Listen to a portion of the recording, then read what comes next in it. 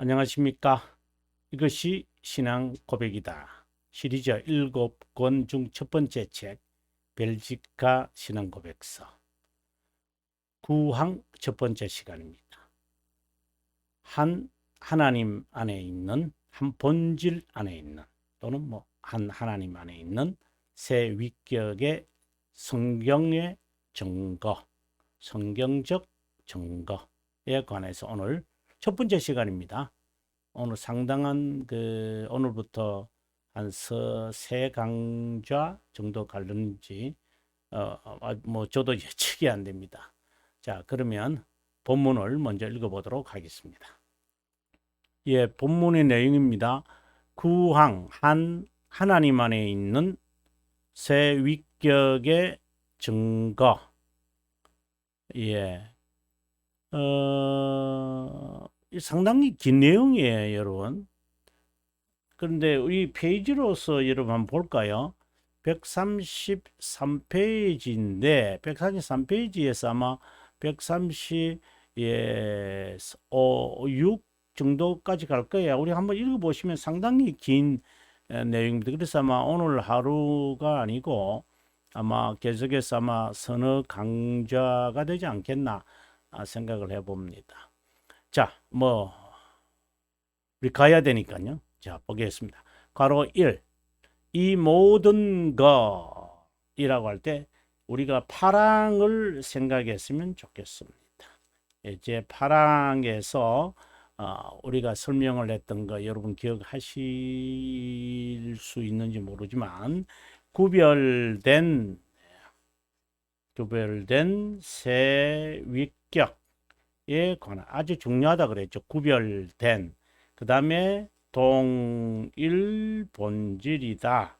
근데 이 동일 본질을 우리에서는 일체라고 이제 하는데 좀 동일 본질이야 동질이라는 단어만큼 쓰면 어떨까? 이런 생각도 했다고 여러분에 알려드렸습니다. 우리가 알게 되는 것은 거룩한 문서의 증거만 아니라 삼위 하나님의 활동에서이다. 자, 활동. 우리가 실제로 느끼는 그 활동, operation이 있는데 그 하나님의 활동에 의해서 우리가 깨달아진다. 자, 이렇게 이야기합니다. 그 다음에 동그라미 2입니다. 이 성삼위 일체 하나님을 믿으라. 우리에게 가르치는 성경의 증거들은 구약 성경에 많은 것이 기록되어 있기에 굳이 열거할 필요가 없다. 신중하게 판단하여 몇 가지만 선택해 본다. 자, 괄호 3번입니다. 대표적인 성경 구절입니다, 여러분.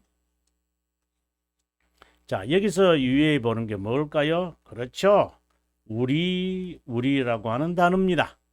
1인칭의 복수입니다. 복수형입니다.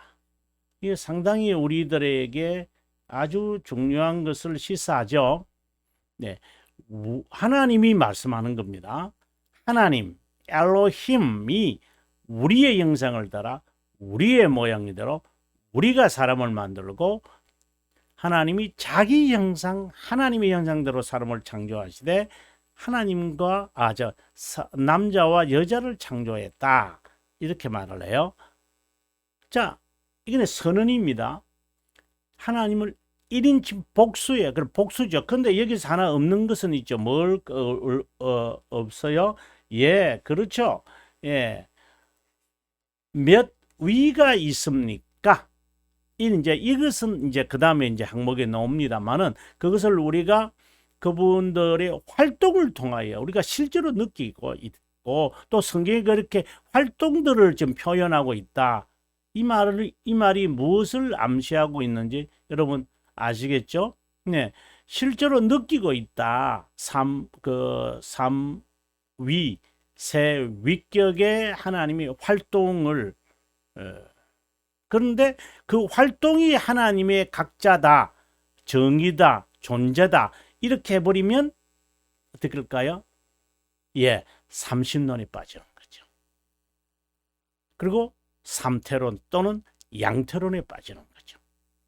아주 미묘한 차입니다, 여러분. 자, 우리 차차 이야기하기로 하고요. 창세기 3장 22절입니다. 보라, 이 사람이 이제 이 본문의 말씀은 아담과 하와를 두고 하는 말입니다.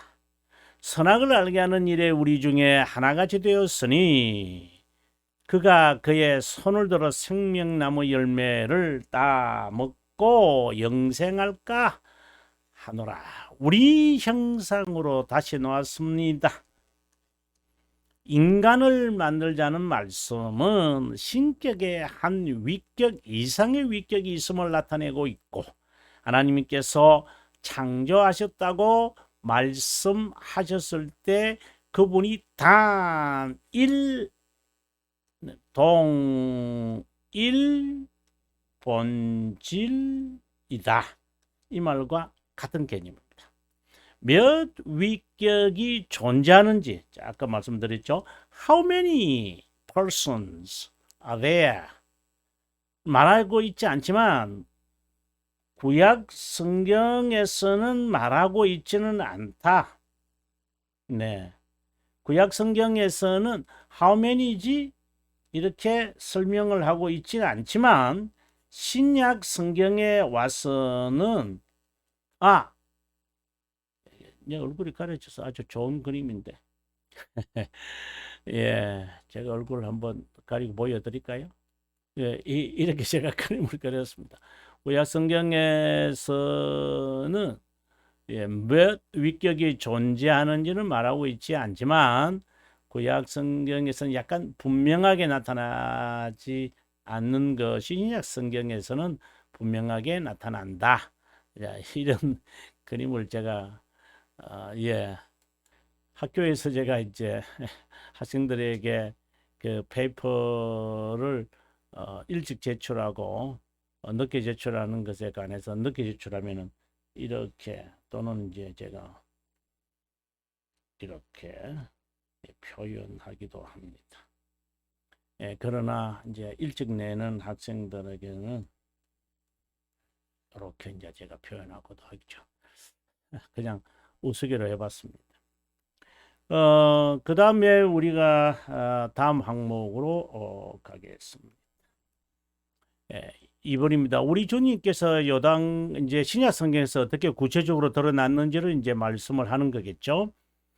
우리 주님께서 요단강에서 세례 받으실 때 아버지의 음성이 내 사랑하는 아들이요라고 말씀하셨다. 여기서 아들은 물속에서, 성령은 비둘기 형상으로 나타났다. 이 형상은 모든 신자의 세례로 그리스도에 의해 제정되기도 했다. 모든 민족을 제자로 삼아 이제 뚜렷하게 드러났죠. 아버지와 아들과 성령의 이름으로 세례를 베풀고 라고 말씀하셨다. 3번입니다. 특별히 또 누가복음에서 천사 가브리엘은 우리 주님의 모친인 마리아에게 선포하기를 성령이 내게 임하시고 지극히 높으신 이의 능력이 너를 덮으시리니 이름으로 나실 바 거룩한 일은 하나님 아들이라 일컬어지리라. 이제는 주 예수 그리스도의 은혜와 하나님의 사랑과 성령의 교제하심이 너희 무리와 함께 있을지어다. 고 말씀을 하셨다. 하늘에 정언하는 삼위는 아버지, 아들, 성령이다. 한 분이다. 이 모든 것을 통해 우리가 충분히 배우는 것은 유일무이한 신적 본질 안에 새 위격이 존재한다는 것. 자, 아직 안 끝났습니다. 이 본문 내용이 아직 안 끝났다는 겁니다. 자, 괄호 3번입니다. 이 교리가 인간 오성으로 이해하기에 턱없이 부족한데도 현재 우리는 하나님의 말씀을 수단으로 그 교리를 믿으며 하늘에 있는 완전한 지식과 혜택을 지금부터 즐길 것이라 기대한다. 더욱이 우리를 향한 이 새 위격의 특유한 직무와 활동, 앞서 우리가 새 위격의 하나님의 활동으로 우리가 실제로 느낀다라고 했잖아요. 그것에 주목해야 한다. 아버지는 자신의 권능으로 우리를 창조자, 그럼 어떻게 느끼느냐? 바로 창조자라고 느낀다. 그러면은 하나님 아들은 자신의 보혈로 우리의 구세주와 구속자로 불린다. 그럼 성령은 우리 심정에 거하심으로 우리를 거룩하게 하는 자로 불린다. 예, 창조자, 구세주, 구속자, 그리고 거룩하게 하시는 분이라고 불린다. 이것은 뭐를 말하는 걸까요? 예, 활동입니다. 활동을 통해서 이렇게 사역하시는구나. 이렇게 우리가 실제로 느끼는 거예요, 이제. 근데 이 느낌은 왜 중요하냐면 하나님의 그 사역을 통해 우리가 그분의 존재를 우리가 느끼는 거죠. 깨닫는 거죠. 간취하는 거죠. 이것을 가리켜서 지난 시간에 제가 실존이라고 했잖아요. 실존입니다. 우리 하나님의 실존을 느끼니 활동을 통하여 느끼는 우리가 깨닫는 간취하는 것, 그것은 하나님의 실존입니다. 그럼 하나님의 존재는 있으시겠, 이런 말을 하는 게 자칫하면 이게 신성모독이 아닌가. 제가 이렇게 하나님에 대해서 하나님을 마치 무슨 인식의 대상으로 이렇게 피조물이 말이죠. 아주 금방지게 이렇게 말한다는 자체가 이게 제대로 된 말인지. 하여튼 여러분, 이 철학적 용어를 이렇게 사용을 해서 하나님을 마치 그 인절미 다루듯이 이렇게 콩고물을 묻히고 이렇게 한다면, 여러분, 제가 그렇게 지나치다면 여러분께서 좀 불쌍히 여겨주시면 고맙겠습니다. 예, 좀 조심스럽게 제 마음을 갖고 한다, 이 말을 제가 솔직하게 여러분 전달하고 싶고, 또 우리가 또 그렇게 자세를 취해야 한다고 저는 봅니다. 우리가 하나님의 새 위격의 하나님을 실제로 느끼는 것은 활동이죠. 그것을 하나님의 실존을 느낀다, 이렇게 말하는 거고요. 하나님의 존재가 다르다라는 게 아니라 하나님의 존재가, 이 말이 굉장히 조심스러운데, 하나님께서 존재하시는 하나님께서 자신을 이렇게 활동으로 드러내시죠. 그리고 이제 영광을 드러낸다, 보통 이렇게 정확하게 표현을 해야 되는데, 그러면 우리는 그 드러내심을 우리가 체험하는 거잖아요. 느끼는 거잖아요. 그리고 성경의 표현에 의하면 선하심을 맛보아 알아가는 거잖아요. 그것이 지혜로, 그것이 거룩, 그것이 은혜롭다, 그것이 아름답다, 이런 표현들을 우리가 쓰죠. 그것은 실존, 경험, 활동을 통해 구별된 하나님에 대한 그것을 우리가 이렇게 느낀 거예요. 그렇다고 해서 그 느낌이 존재하시는 하나님이다, 이렇게 말하면 안 되는 거죠. 자, 그래 존재라고 말할 때 subsistence다, 이렇게 제가 이야기를 했습니다.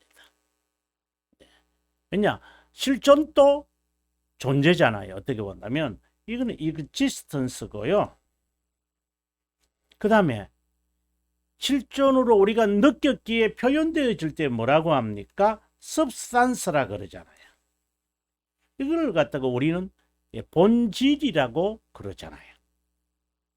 이게 이제 철학적 용어를 자꾸 써서 여러분들께서 좀 기분 안 좋아 하시면 어떨까 하는 생각도 제가 해봅니다만은, 네, 충분히 이해하시리라고 저는 생각합니다.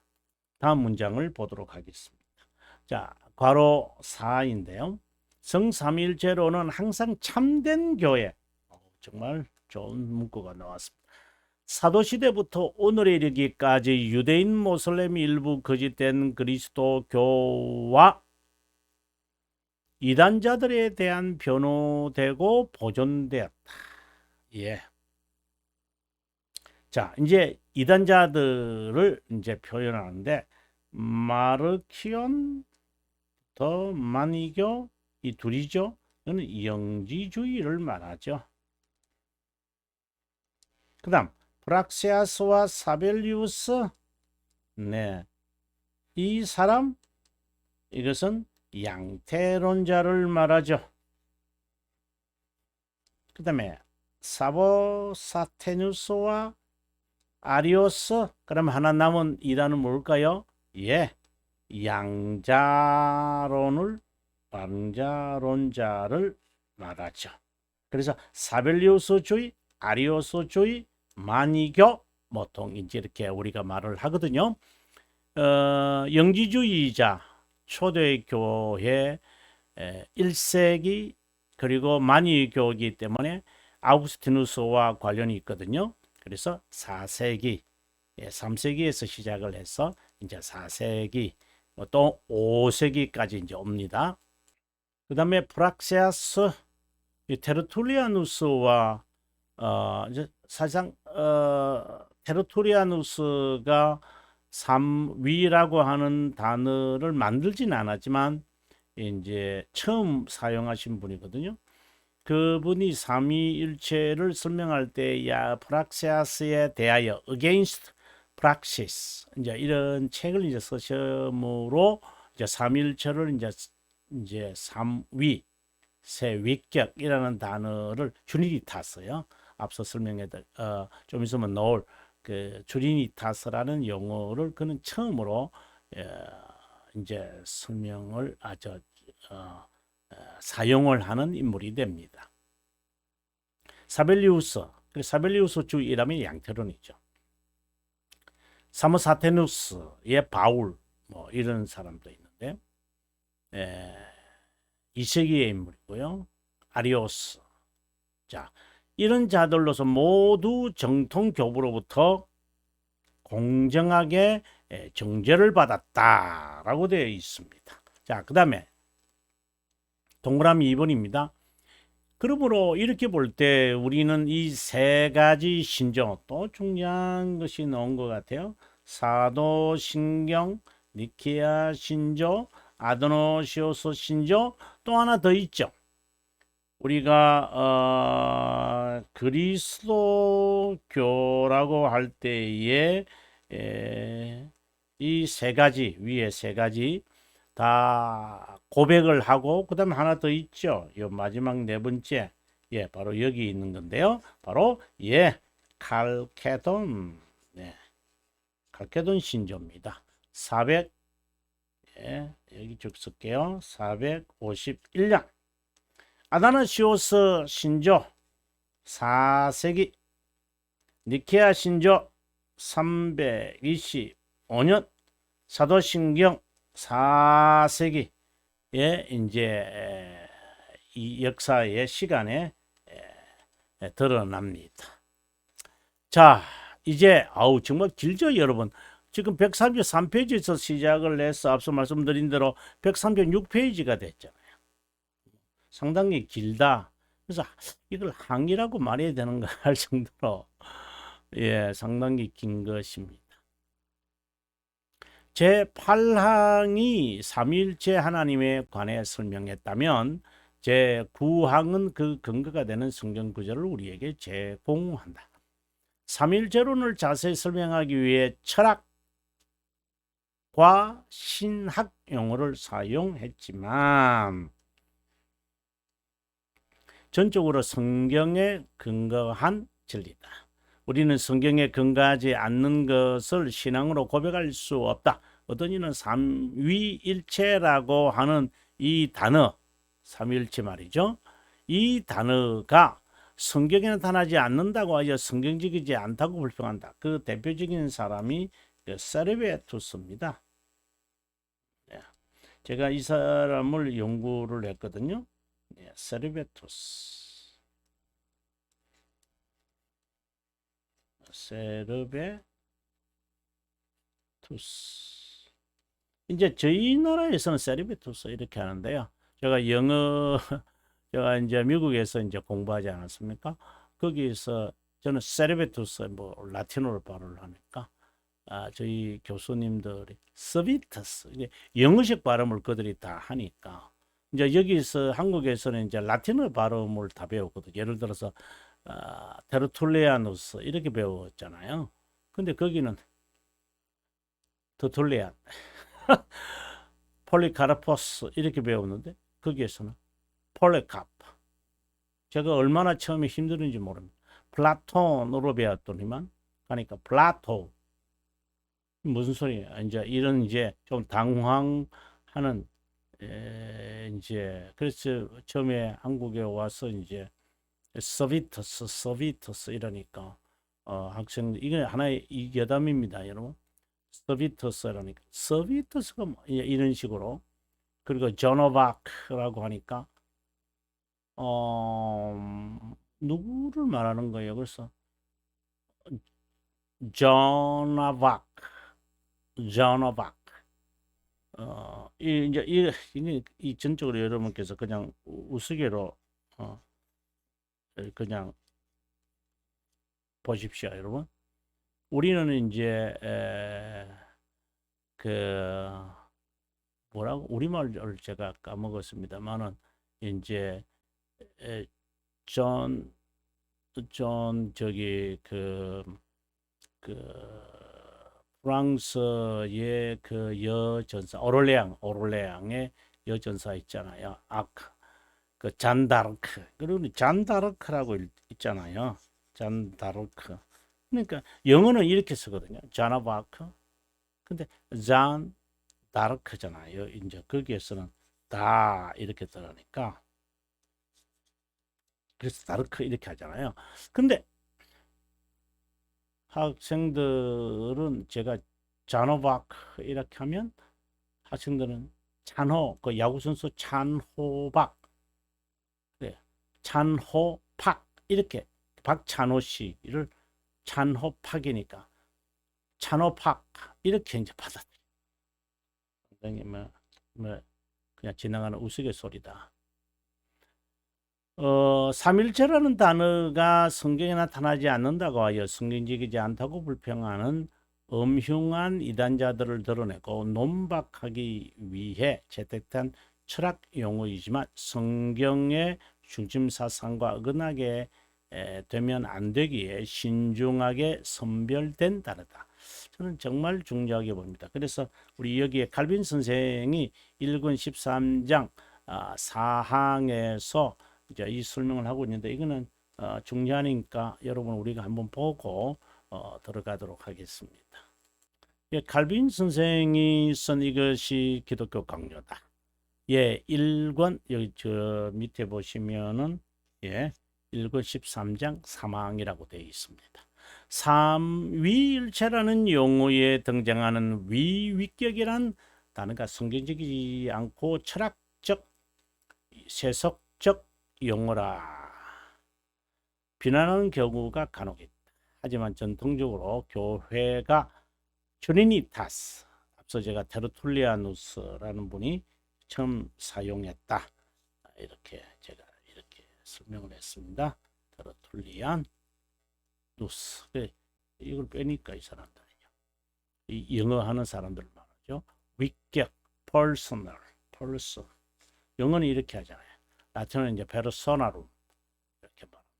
단어를 사용하는 이유는 성경에서 복잡하고 희미하게 이해되는 것을 단순하고 쉽게 만들고자 합니다. 덧붙이고 싶은 것은 우리의 생각과 말을 사용할 때 반드시 성경에서 찾아야 한다는 것이 원칙이다. 하지만 성경에서 이해하기 어렵고 복잡한 문제들은 보다 단순하게 쉽게 만들 수 있다는 것도 잊어서는 안 된다. 이 과정에서 성경 중심의 사상과 어긋나지 않는지 신중하게 고려하고 선택해야 하겠죠. 예, 우리가 철학과 이런 그 철학, 예, 신학 용어들을 가능하다면 쓰지 않으려고 해야 돼요. 실제로요. 하지만 철학이라는 것이 세속적이기는 맞지만 인간이 우리도 뭐 세속적이죠. 우리가 뭐 중생된 자로서 경험한 자로서 우리는 그럼 세속 용어 안 쓰나요? 쓰죠. 쓰지만 그것을 순화하거나 또 그 의미를 순전하게 사용하는 것이죠. 그 우리가 이 세상에 떠날 수 없다면 여전히 철학하는 것, 철학을 생각하는 그 방식이잖아요. 그래서 내가 천국의 백성이지만 세상의 백성이기도 하기 때문에 철학적 용어, 철학적 방식을 우리는 따를 수밖에 없어요. 그래서 그렇게 해야 내가 이해가 되니까. 그제 그런 방법으로 이해된다. 그렇다고 해서 믿음이 생긴다. 이런 말을 하는 게 아니라 우리가 마음에 확신을 갖게 하기 위해서는 이런 철학적 방법을 쓰죠. 그래서 굉장히 순화된, 선별된 그 단어를 써야 되죠. 무턱대고 철학을 도입하겠다가 아니라 이제 여기서 이제 얼마나 철학에 의존하느냐. 그러다가 철학이 신앙의 우위를 점유해 버리느냐. 이제 이렇게 되면 스콜라주의 쪽으로 가는 거고요. 네. 신학을 이제 철학 위에 지배해 버리고 난다면은 근데 심리주의로 빠지는 거니까 이제 그거는 조심해야 되죠. 이게 이거 다 스콜라주의예요. 스콜라주의는 철학이 신학 위에 점유하거나 신학이 철학 위에 점유하는 모습을 잘 드러내는 게 중세 시대 스콜라주의고 뭐 지금도 스콜라주의가 있죠. 자, 우리가 한번 좀 더 참고를 제대로 하려고 우리가 여기에 임했던 것입니다. 그럼 다시 본문으로 우리가 돌아오도록 하겠습니다. 예, 본문으로 돌아왔습니다. 앞서 우리가 봤던 게 이제 이거였죠. 자, 그다음 상식적이기도 하지만 간과하면 크게 실수하거나 잘못을 범하는 것을 여기 하나 지적하고자 한다. 우리가 흔히 성부 하나님 아버지라고 하니까 인륜을 떠올려서 아버지와 아들 관계라고 오인할 수 있다. 절대 그렇지 않다. 우리가 보통 이제 말할 때 사도신경에 여러분 사도신경에서 그 첫 부분에 나오는 전능하사 천지를 지으신 하나님 아버지를 믿사오며라고 할 때 하나님 아버지라고 할 때 여러분 성자라고 보십니까? 성부라고 보십니까? 그렇다면 그다음에 이제 더 나아가서 우리가 그 기독교 강요를 강의하는 사람들 가운데 일권이 성부 하나님이라고 이야기를 해요. 여러분 아닙니다. 아버지 되신 하나님입니다. 이것도 마찬가지입니다. 아버지 되신 하나님에 대한 이야기를 하는 거예요. 인륜관계의 의미로 받아들여 가지고 성부 하나님이다. 이렇게 말해버리면 그분은 그 기독교 강요 모르는 사람들이에요. 그리고 사도신경 해설을 잘못하고 있는 거예요. 하이델베르크에서 29문부터 이제 설명하잖아요. 삼위일체를. 그리고 난 다음에 십계명 설명하고 주기도문 설명하고 이제 마무리되어지는데 좀 더 명확하게 이제 이러한 것들 사실상 철학적인 이제 이야기. 이제 철학 사고의 방식에서 제대로 이제 개념 정리를 하는 이것도 철학이거든요. 이러한 것이 되지 않고 그저 무턱대고 아버지 하나님 아버지 뭐 아버지잖아. 뭐 이런 식으로 가는 그러한 그 성급함 또는 얄팍함 또는 무른 생각 이런 그 얕은 생각 이런 것은 정말 조심해야 됩니다. 네. 자, 뭐 그렇다고 저는 뭐 조심하는 사람이다. 뭐 이 말을 하는 것은 절대 아닙니다. 일반적으로 하나님이라 부를 때 위격, 신격의 관계에서 아버지와 아들이 되시고 이제 이런 부분들을 여러분 꼭 참고하시면 좋겠습니다. 우리에게는 아버지됨과 우리는 입양된 아들이라는 것이다. 어떤 이단이 억지 조장하는 것처럼 하나님 어머니 우리나라에 이제 이런 이단들이 있다는 것을 제가 암시하고 있고요. 로만 가톨릭은 공공연하게 성모 정말 조심해야 될 단어들입니다. 로마 가톨릭은 공공연하게 성모, 예, 성모란 절대 없고 있어도 안 된다. 성모가 있다면 그야말로 신격의 아버지, 아들이 있으니까 그럼 어머니도 있었겠네. 그 마리아가 어머니 아니야? 이제 이런 식으로 이제 상식의 차원에서 성경의 진리를 왜곡 굴절시키는 자들이 바로 로마 가톨릭 애들이죠. 자, 하나님은 아버지시고 아버지 되신 하나님이래. 삼위 하나님을 지금 이야기하는 겁니다. 삼위 하나님은 아버지 되신 분이시다. 이제 그것을 이제 사도신경 앞부분 첫 부분에서도 말하고 있고, I believe the God the Father who created the heaven and the earth 이렇게 말할 때 그 하나님은 성부 하나님을 말하는 게 아니라 신격에서 말하는 성부 하나님이 말하는 그것을 신격의 관계에서 아버지를 말하는 게 아니라 아버지 되신 하나님이 창조하셨습니다 라는 것을 말하고자 하는 것이죠. 네, 뭐 이것은 하이델베르그 강의에서 여러분께서 자세하게 아마 파악하리라고 생각이 듭니다. 시간이 벌써 가서요. 이제 본문으로 들어가지도 못했네요. 본문 들어가는 1번 이 내용은 다음 시간에 여러분에게 강의해 드리도록 하겠습니다. 저는 여기서 인사하겠습니다. 그리고 참여해 주셔서 감사합니다. 평안한 시간 보내시기를 바랍니다.